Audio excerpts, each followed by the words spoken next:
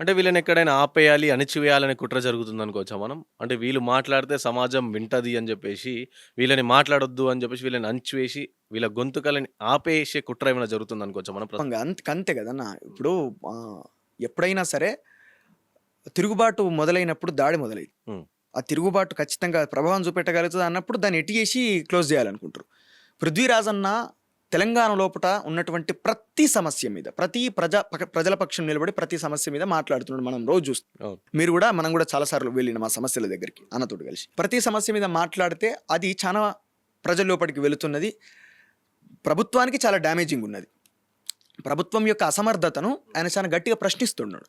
ఈ నేపథ్యం లోపట ఎక్కడ పృథ్వీరాజ్ గారు ఒక ప్రత్యామ్నాయ రాజకీయ శక్తిగా ఎదిగి ఇక్కడ ఉన్నటువంటి రాజకీయాల మీద ప్రభావం చూపెడతాడో అన్నటువంటి ఒక ఆలోచన వీళ్ళలోపట వచ్చి ఒక సందర్భం కోసం ఎదురు చూసి ఈ రోజు ముప్పేట దాడికి దిగుతున్నారు. పృథ్వీరాజ్ గారిని ఆయన పిచ్చోడు అని చెప్పి మాట్లాడే పోస్టులు పెడుతున్నారు టీడీపీలో. ఆయన తెలంగాణ పిచ్చోడు.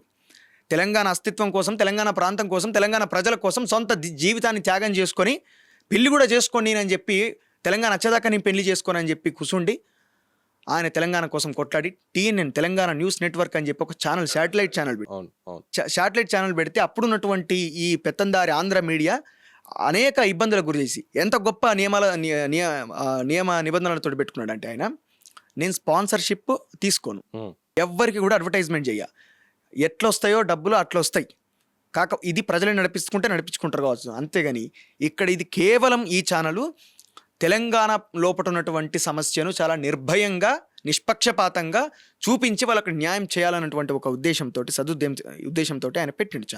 దాన్ని అనేక కుట్రలు చేసి ఆ ఛానల్ని మూయించే ప్రయత్నం చేసారు.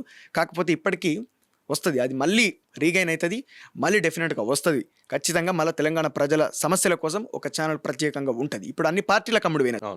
ఇట్లాంటి చాలా నష్టపోయింది ఆయన. దగ్గర 10 కోట్ల రూపాయల వరకు నష్టపోయాడు. తెలంగాణ ప్రజల దగ్గర నుంచి ఏమన్నా నేను ఇంత నష్టపోయానని చెప్పి ఆయన విక్టిమ్ కార్డ్ ఏమైనా ప్లే చేసిండా? అనేక సమస్యలు మనకు వెలుగుమట్ల చూసుకున్న కుమ్మెర ఘటన ఎంత దుర్మార్గం అన్న, రాజకీయంగా కుమ్మెర ఘటనను వాడుకున్నటువంటి అనేక మంది వాళ్ళ నడి రోడ్డు మీద ఇడిచిపెట్టి ఆ అన్నకు ముచ్చట తెలుసుతోటే వాళ్ళకి ఫోన్ చేసి ఆ మహిళ ఎవరైతే ఉన్నారో ఆమెకు ఆరోగ్యం చెడిపోతే ఆమెను తీసుకొని పోయి హాస్పిటల్లో జాయిన్ చేసి ఆమెకు ట్రీట్మెంట్ చేయింది. ఇప్పటికీ ట్రీట్మెంట్ జరుగుతుంది. ఇప్పటికీ పృథ్వీరాజ్ అనే చూసుకుంటాడు. అంటే ప్రతి సమస్య మీద, మొన్న కల్లాల కాడ రైతులు ఎరుస్తా అంటే వలిగొండల 3 గ్రామాలు తిరిగినాం. 3 గ్రామాలలో మనం అందరం కలిసిపోయినాం. 3 గ్రామాలల్లో అక్కడికి పోయి రైతులు ఎంత కన్నీళ్లు పెట్టుకున్నారన్న. కింద ధాన్యము చెదలు పట్టింది, మనం విజువల్స్ కూడా ఉన్నాయి. కింద ధాన్యం చెదలు పట్టిపోయింది, ఎవరు పట్టించుకునే పరిస్థితి లేరు. మక్కలు దగ్గర 50-60 లారీలలో ఉన్నాయి అలేవా. అట్లే మొన్న వాన వచ్చింది, తడిసిపోయా.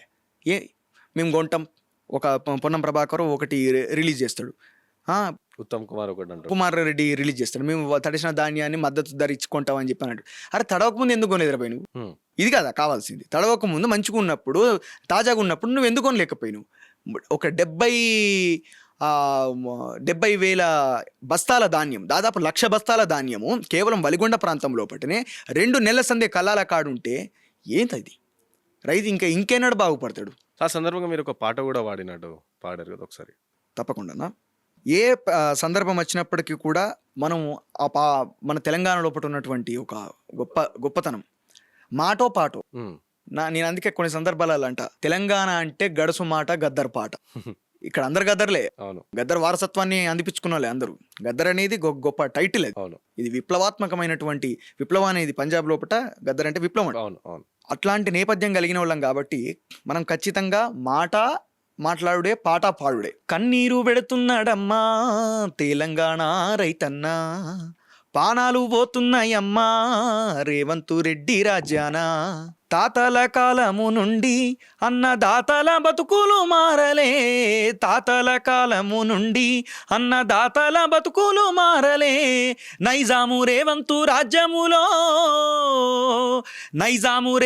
రాజ్యములో రైతు కుతికే మీద ఊరితాడులే, తాతల కాలము నుండి అన్నదాతల బతుకులు మారలే, తాతల కాలము నుండి అన్నదాతల బతుకులు మారలే, బురదలోన కాలు వెట్టి బువ్వదీయంగా పరుగులు వెట్టి బురదలోన కాలు వెట్టి బువ్వదీయంగా పరుగులు వెట్టి కర్రుకు నాగలి గట్టి కాళ్ళు నొయ్యంగా సాళ్ళన్నీ దున్ని నడుములొంచి నాటేసి పసి చేనుకో నీళ్ళు బట్టి నడుములొంచి నాటేసి పసి చేనుకో నీళ్ళు బట్టి పండి పంట చేతికస్తే వాన దేవుడు పగబట్టే పండి పంట చేతికొస్తే వాన దేవుడు పగబట్టే కాలము కలిసొచ్చి కల్లాలకొస్తే